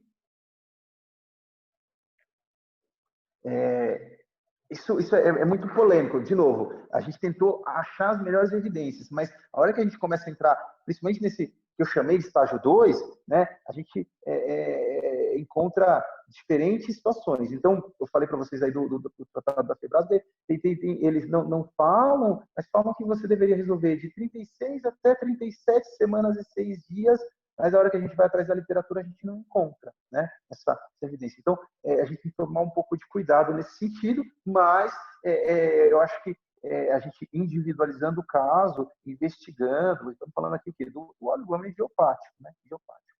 Bom, mas muito cuidado aqui. Em geral, esses casos a gente tenta pensar na resolução com 37 semanas. Mas assim, lembrando dessa subdivisão aqui, eu não vou ter um bolsão menor que 1 centímetro, tá? Eu tenho um pouco de líquido ali, tem óleo, mas eu tenho líquido. E a minha vitalidade está preservada. E agora, aqueles casos em que eu não tenho nada de líquido amniótico, né? Eu vou procurar o ILA, não encontro, é menos de 3, eu não tenho nenhuma bolsão de 1 centímetro, esses casos, eles têm uma incidência maior de compressão de cordão. Esses casos vão ser internados, eu vou investigar, mas esse é a única situação em que eu vou pensar em fazer um parto prematuro, tá bom? É a única situação. Quando eu não tenho nada de líquido, eu não achei a minha causa provável. Poxa, Enoque, mas a gente vai fazer um parto prematuro só porque não tem líquido amniótico? É um pouco complicado, mas a gente encontra na literatura uma evidência maior de insuficiência placentária associada, tá? A gente vai individualizar o caso, mas a incidência é maior. Eu vou ter que ter certeza da minha vitalidade. Eu não vou largar como o Luiz falou, largar essa paciente passeando por aí. Ela vai ter internada, tá? E aí, vigilância fetal durante a indução, não tem nada de líquido. A incidência de compressão de cordão, de desacelerações intraparto é muito maior nesses casos, tá bom? É isso que fala um pouco do boletim prático da COG. Na verdade, o boletim prático da COG até não fala desses casos com ausência de líquido completa, né? Mas não é tão ilógico se a gente pensar que, por exemplo, as rupturas prematuras de membrana ovulares, a gente tende a pensar na resolução na cidade gestacional, né? Então, a causa é outra, né? Eu tenho um óleo guâmino associado ali e a gente tende a resolver nessa cidade estacional também. Então, nesse caso específico, aí o Doppler é meio que mandatório, ou não? Sim, mandatório. A partir do momento que a gente entrou no óleo guâmino, eu preciso do Doppler, pensando que a gente está usando os métodos que a gente tem à disposição para vigilância fetal, tá? Bom, e a gente sempre vai lembrar das causas de óleo guâmino, como a ruptura prematura, deixa eu diminuir aqui, né? Então, a ruptura prematura de membranas, né? A gente vai valorizar sim, e talvez até conversar mais com essa paciente, porque a gente tem as rupturas prematuras com queixa atípica, né? Queixas atípicas de ruptura prematura, tá bom? O Enoque, aproveitando que agora, você está falando isso, né, de ruptura de membranas, qual que é o papel, né? Qual que é a importância do índice de líquido amniótico na ruptura prematura de membranas? Né? Isso existe algum número que a gente tenha que se preocupar, que deva ser nortear a nossa conduta? Porque às vezes a gente vê, né, em outros hospitais, o colega passa plantão para a gente e fala, ó, pô, tem uma bolsa rota aí de 28 semanas, tá com anidrâmino, já deixei em jejum para você, sabe? E aí, qual que é o papel do óleo guâmino nessas condições? Então, não tem. Na verdade, o melhor trabalho que a gente encontra é aquele que eu trouxe do prematuro extremo, nas rupturas prematuras, pensando no resultado perinatal, né? Então, quando a gente não tem menos de 1 centímetro de maior bolsão, a gente vai ter um desfecho perinatal pior. Então, serve para a gente entender, mas não para decisão de conduta, tá? Até porque, primeiro, esse líquido, se é uma paciente que está ali internada, ruptura prematura, ela está hidratando, ela vai estar renovando aquele líquido e vai estar perdendo o tempo inteiro, mas até aí tudo bem. E aí é engraçado porque esse boletim prático da ACOG de 2014, o que eles falam é que não meça líquido amniótico nesses casos. Ruptura prematura de membranas não é para medir líquido, você vai desconsiderar o líquido. Tá bem claro, é o último parágrafo lá das implicações. Não meça o líquido amniótico nas rupturas prematuras. Por quê? Porque não vai nortear a sua conduta, tá? Então não tem embasamento nesse sentido, pelo menos do que eu pesquisei de literatura aí, do que a gente encontra de evidências atuais, viu, Luizão? Sim, sim. Bom, então vamos lá. E aí aqui a gente tem o que eu chamei de estágio 4, né? Então a gente pensando em gravidade dos casos, aquele oligoâmnio, aquele anidramo que aparece ali antes das 26 semanas, que aparece no segundo trimestre. Esse caso aqui, a gente vai pensar que a chance de malformação é muito grande, né? A chance de malformação associada é muito grande. Nesse caso vai ser internado, eu vou investigar a possível causa, mas é um caso que eu vou avaliar a opção de fazer uma manipulação diagnóstica. Eu preciso ver muito bem a morfologia daquele feto para ter a garantia de que eu não tenho uma malformação grave. Eu não quis trazer aqui, a gente já mostrou alguns casos do nosso histórico que a gente tem aqui da cachoeirinha, da clínica obstétrica, de diagnósticos aí improváveis que a gente fez com a manipulação diagnóstica, né? Então, a gente vai pensar sempre nessa situação. A incidência de malformações nessa fase, em órgão precoce, em pacientes sem queixa de perda vaginal, é maior, tá bom? É maior. Bom, e aí o tipo de parto, não tem, a literatura não mostra pra gente se haveria alguma preferência pela via de parto, benefício de cesárea eletiva, tá bom? O que eles encontram é que nos oligômenos eu vou ter provavelmente uma cesárea por sofrimento com mais frequência do que se eu não tiver o oligômeno. Essa é a comparação que a gente tem.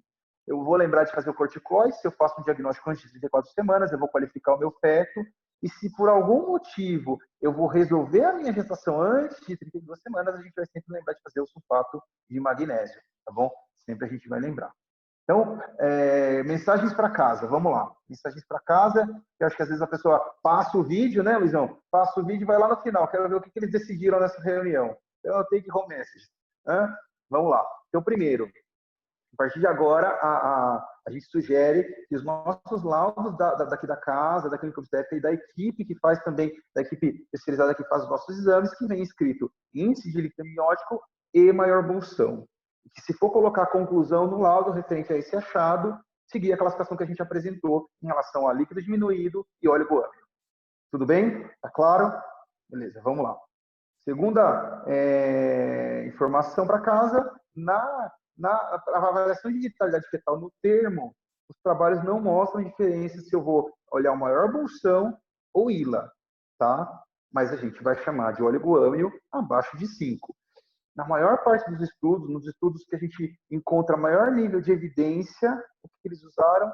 Ou usaram os dois métodos, ou usaram o ILA menor que 5 para diagnóstico, e aí é frente a isso que a gente sugere que na casa seja feito dessa forma, tá bom? É isso que a gente se embasa. Bom, nas reduções precoces de líquido amniótico sem causa, eu vou pensar em fazer a minha infusão. Então, lembrando que a minha infusão ela melhora a minha janela, tá? Mas eu vou lembrar que o prognóstico é pior. Então, a chance de eu ter uma malformação nesses casos é muito maior, tá bom? A amniodrenagem paliativa é só para casos de polidrâmio com desconforto materno associado, né? Em geral, quando a gente ultrapassa 35 centímetros de índice de líquido amniótico, certo? Então, a última mensagem. Eu tenho líquido diminuído e eu tenho oligoâmnio, tá? A literatura mostra pra gente que o líquido diminuído eu posso fazer um controle ambulatorial, eu não precisaria internar minha paciente, tá? Mas eu não vou deixar ela passeando por aí. Ela vai ter que voltar. Se eu não vou interná-la, eu vou dar um retorno para ela, eu vou fazer um controle ultrassonográfico, eu vou orientar minha hidratação, né? Por quê? Porque se a gente sabe que esse líquido se renova a cada 48 e 72 horas, eu posso estar assim num processo de queda, tá bom? Por outro lado, o oligoâmnio eu preciso investigar. E aí, de acordo com a idade gestacional e com a minha investigação, eu vou decidir as minhas condutas, tá bom? Certo? Aquelas condutas mostradas no fluxograma lá atrás são referentes aos oligoâmnios que já investigaram conduta e eu não achei causa. Os oligoâmnios nitidamente, notadamente idiopáticos, tá? Bom, muito bom. Gente, muita informação. Já passei aí um pouco tempo, falei que eu ia ter uma reunião mais curta hoje, né, Luizão? Mas obrigado a todos e agora a gente pode abrir para discussão, tá? Enoque, eu tenho uma pergunta já. Vamos lá, vamos lá. Até o pessoal se organizar e ligar os Vou microfones. compartilhar a tela. Como que eu faço? Descompartilho aqui, sair. Acho que é só no share screen lá embaixo, acho que você unshare. Embaixo. Na aba do aplicativo mesmo. Aqui, eu apanho desse Zoom aqui, viu? Bom.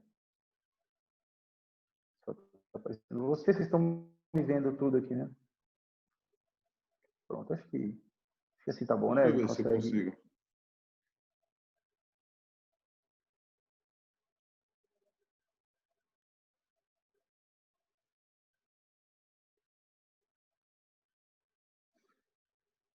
Um amigo meu que fala que é porque é tipo de computador que a gente... Foi? Aí, você tirou e descompartilhou, é isso? É. Agora a gente vai... Todo mundo, né? Aí, pronto. Todo mundo agora? Acho que sim, né? Acho que sim. Vamos lá, Luizão. Vamos ver se eu consigo responder, né? Acho que... agora é ótimo. Perfeito. Então, o que eu queria te perguntar é o seguinte. Eu lembro, né, de ter já lido um artigo, agora eu não lembro muito bem quando foi que eu li isso, onde foi que eu li isso, mas eu lembro de ter estudado essa relação que existe entre o valor real do ILA, né, e a quantidade de líquido que realmente tem dentro da bolsa.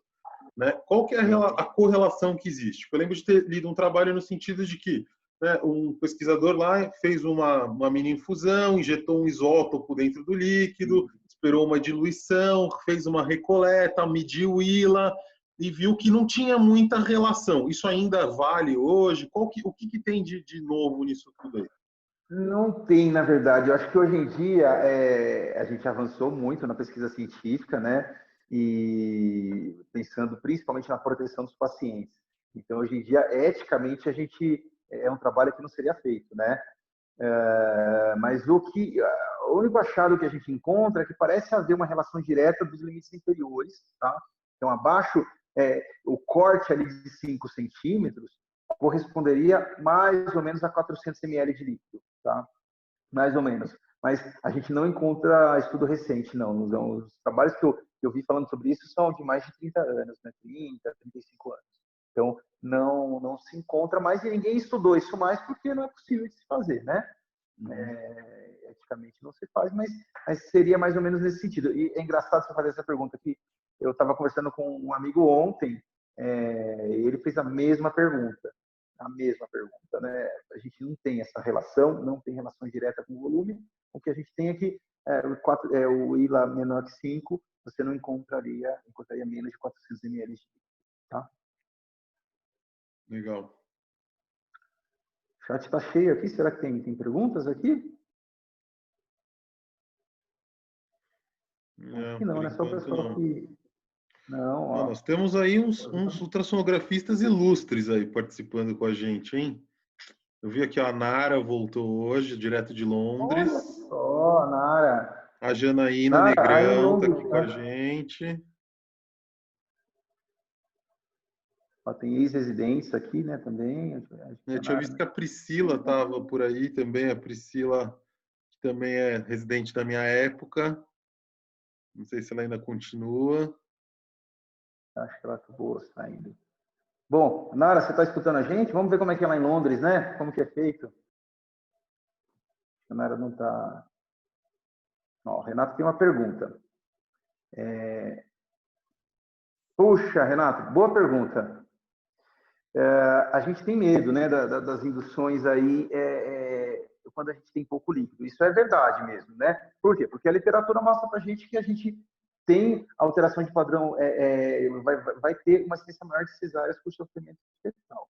Mas não tem, você não encontra comparação de método de indução na literatura para oligoame, ou pelo menos não vê muita diferença na indução. Exceção para os casos que a gente já conversou aqui da restrição de crescimento, né? Então, no restrito, a gente tem sugerido que se faça a indução com balão, mas mas você não encontra. Claro que, como eu falei, essa paciente que tem o oligoâmnio mesmo estabelecido, principalmente quando você tem líquido, você vai ter um pouco de cuidado, porque a chance de ter uma compressão de cordão umbilical é muito maior, tá bom? É muito maior, tá? Então, a gente vai individualizar cada caso. Eu acho que ele está perguntando isso porque essa às vezes é uma discussão lá no pré-parto, né? Tem alguns plantonistas que defendem isso daí, né? Ah, não, mas é óleo guâmine absoluto, vai colocar miso, é melhor não põe o miso e tal, tal, tal. Então, de evidência que a gente tem para restrição, sim, para óleo guâmine, não, né? Para óleo guâmine a gente não encontra, mas aí a gente tem duas questões que eu acho que são importantes, né, Luizão? Primeiro, a autonomia da equipe, né? Eu acho que a equipe tem autonomia de julgar. E segundo, que a gente tem resultados muito bons com o balão, né? Então, eu acho que, frente a situações de líquido, principalmente muito diminuído, né? Assim, óleo guâmine abaixo de 3, ou não tem nenhuma emulsão de 1, eu acho que a equipe poderia estar passando o balão, mas nesse sentido a gente não tem embasamento científico para fazer a sugestão. Mas não é errado, né? A gente tem uma experiência larga aqui na clínica obstétrica de utilização do balão, do cervical. A gente poderia até mesmo pesquisar isso aí, né? Se haveria alguma diferença de resultado de desfecho perinatal, né? Mas pode passar um balão e não vai estar errado. Se a equipe de plantão decidir passar um balão, porque vai induzir um caso de oligoâmnio, não está errado, não está errado. Legal. Ó, tem a Cindy também está acompanhando aqui com a gente, a ex-residente. Legal. 41, não tenho nenhuma. Tem mais perguntas, pessoal? Então, acho que falei tudo, né? Ninguém ficou com dúvida, é isso? E quando ninguém pergunta, ou ninguém entendeu nada do que você falou, né? Ou foi tão não sobrou dúvida para a aula, né? Então, eu não sei, eu sempre tendo a pensar que as pessoas não entenderam, né? O recado que a gente quis dar. Quem está falando? Aqui, Daiane. Tudo bom? Daiane. Tudo bem, Daiane. Doutora Enoque, eu fiquei com uma dúvida em relação à paciente com polidrâmino, se tem alguma repercussão quando ela entra em trabalho de parto, se tem alguma alteração na atividade uterina pelo polidrâmino, se existe alguma abordagem, alguma coisa? Não, na verdade, o que a gente sabe é que, assim, como toda hiperdistensão uterina, Daiane, a gente tem sim uma incidência de complicações maiores, né? Então, é uma paciente de alto risco para hemorragia periparto, né? Pós-parto. É uma paciente de alto risco para complicações intraparto. Então, se a gente tem uma ruptura prematura das membranas num feto que não está insinuado, enfim, a gente pode ter um prólapso de cordão, pode ter uma complicação, pode ter um descolamento prematuro de placenta. Então, a gente tem complicações que já se conhece que estão estabelecidas. Mas a gente não vai, por exemplo, fazer uma abordagem invasiva antes do início do trabalho de parto para essa prevenção. Aí a gente não tem respaldo, né?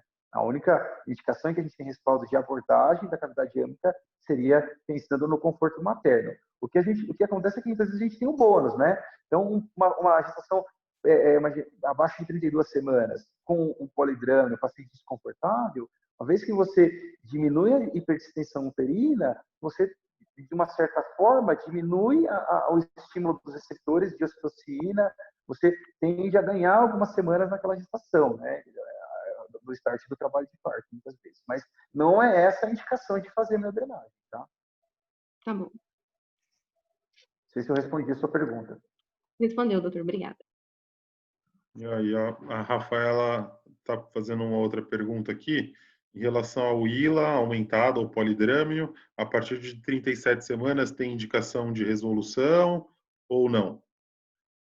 Então, não tem essa resposta, Rafaela. A gente sabe que esses casos eles não costumam ir muito longe por conta da hipertensão uterina, mas não tem o consenso do melhor momento de resolução. Você vai ter que individualizar cada caso, né?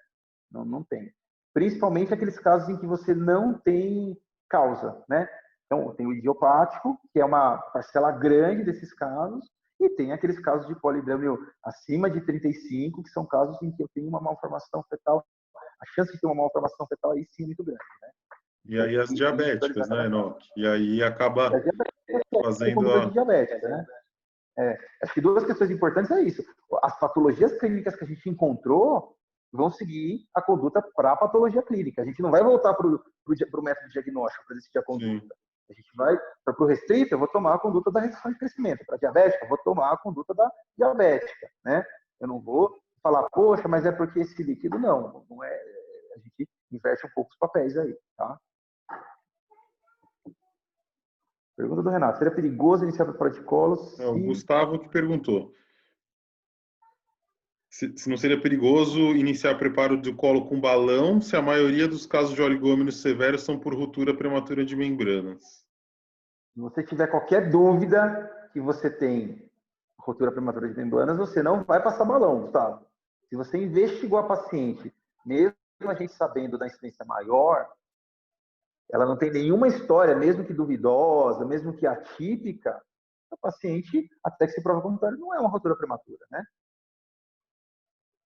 Não pode confundir as coisas, né, Enoque? Essa questão do oligoâmino e ruptura de membranas, até foi por isso que eu falei aquela hora, né, sobre o ILA na ruptura de membranas, é como trabalho de parto prematuro e incompetência estimo-cervical, né? São coisas que as pessoas acabam fazendo uma misturada na cabeça. E são coisas diferentes e independentes, né? Então não pode misturar duas coisas, né? Não é porque ela tem um oligoâmino severo que é obrigatoriamente uma ruptura de membranas, né? E vice-versa. Então, você pode ter ruptura prematura de membranas com um líquido super aumentado. Então, não tem uma relação direta, né? Não tem. O que a gente faz é tentar entender as causas do que está acontecendo. E aí, de novo, na verdade, se a gente seguir aquele fluxograma que eu mostrei, a gente vai diminuir muito o número de situações idiopáticas. A gente consegue diminuir bastante, tá? E aí, a gente, nos idiopáticos, e aí, muitas vezes, quando eu estou na dúvida, quando eu não achei a causa, acho que a minha investigação da paciente, e se eu tenho um prematuro que eu vou internar para investigar, ela vai responder muitas questões, tá? Então, tanto em relação à segurança da vitalidade, isso precisa estar claro, eu preciso ter segurança de vitalidade para tomar aquele tipo de conduta, como afastar as causas possíveis, tá? Eu não quero que faça um recorte do texto, um recorte da aula que às vezes fazem, e falar, não, então todo caso vai ser desse jeito. Não, pelo contrário. Você vai individualizar todo caso. E para cada caso individualizado, você vai tomar um tipo de conduta tentando encaixar com as condutas que a gente mostrou, tá? É mais ou menos essa ideia, né? Às vezes ficou claro. E mesmo no oligômeno severo, eu vou tentar individualizar. Em caso de oligômeno severo, eu não vou precisar fazer um parto prematuro, sim, mas a gente vai sempre pensar na causa. Outra coisa importante é que muitas vezes eu falei ali, por exemplo, do estado clínico materno, né?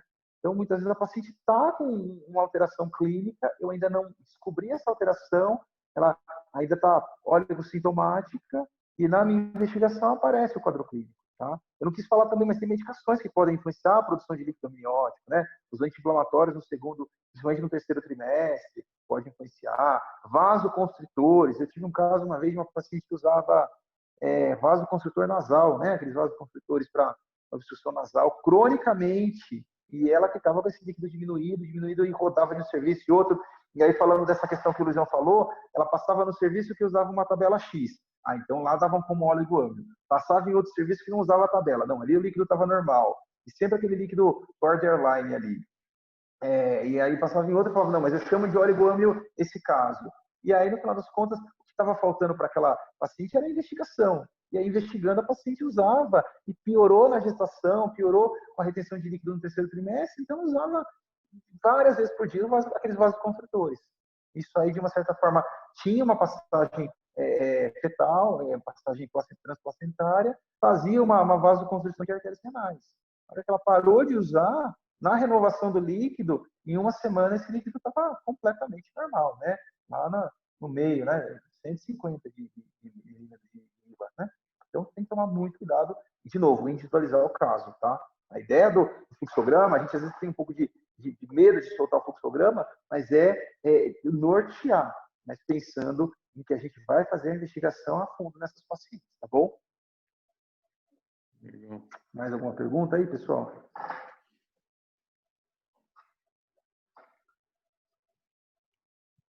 Ó, a Nara está mandou alguma coisa aqui, deixa eu ver. Ó, acho que a Nara quer falar alguma coisa aqui. Nara, quiser falar, como que a gente vai ativar o microfone, a Nara? Oi, Nara, tudo bem? Oi, Enoque, tudo bem? Tudo bem. E aí em Londres, como é que é o líquido amniótico? Fala pra gente. Aqui a gente só mede o maior bolsão, né? Aqui a gente não mede os 4 quadrantes, é só o maior bolsão, que 2,5 até 8, né? 2,5 vocês usam aí? É. 2,5. E é isso, mas Engraçado que 2,5 eu não achei em trabalho nenhum 2,5, viu? é o que a gente usa. Tá. Mas, então, a gente só usa o maior bolsão e aqui, geralmente, quando é termo, já... Claro que cada caso tem que analisar, assim, mas a gente geralmente acompanha semanal, né? Mas aqui a gente acompanha com Doppler e com...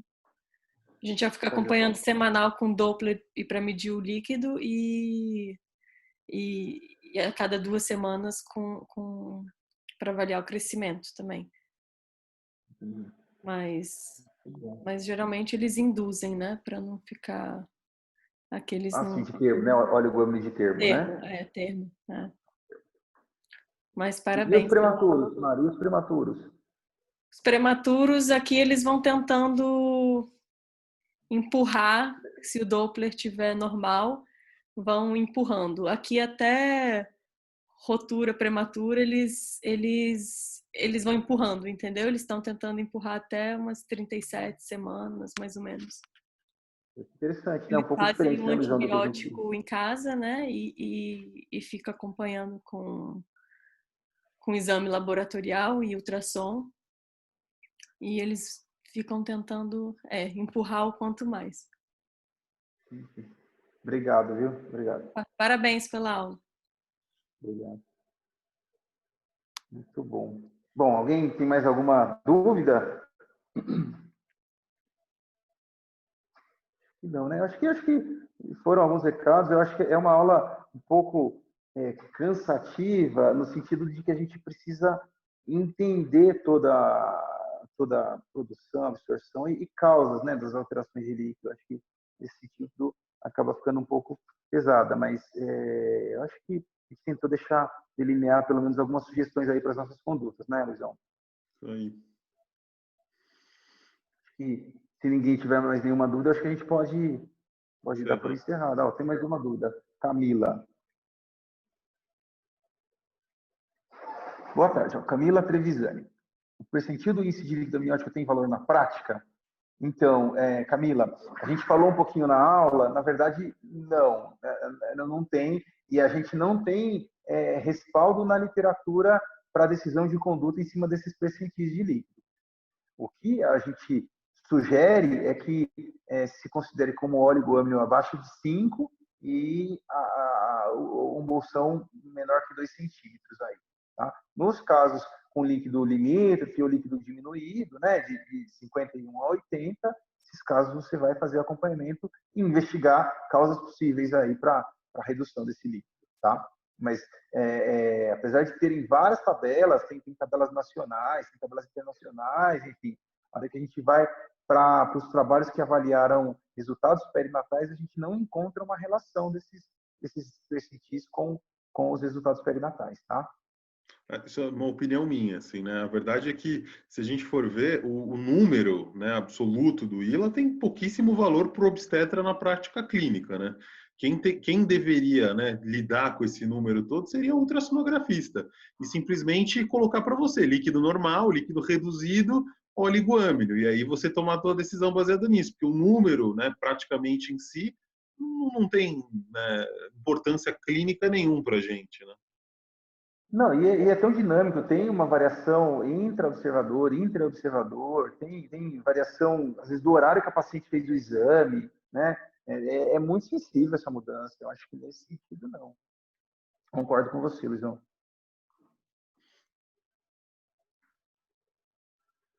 Bom, mais alguma dúvida, pessoal? Acho que é isso, né, Luizão? Acho que pode Legal. dar por encerrada. Ó. Mas é uma discussão que a gente pode estar voltando, enfim, sempre que for preciso aí, né? Essa aula vai estar disponível no canal, né, Luizão? Até sexta-feira? Acho que Acho que sim. é Uhum. nosso gerenciador aí. E aí a gente fica à disposição, tá, pessoal? Legal. Obrigado aí a todos que puderam participar. Obrigado E a semana que todos, vem pessoal. tem mais. Até semana que vem. Isso aí. Obrigado. Tchau. Falou, Luizão. Tchau, até mais.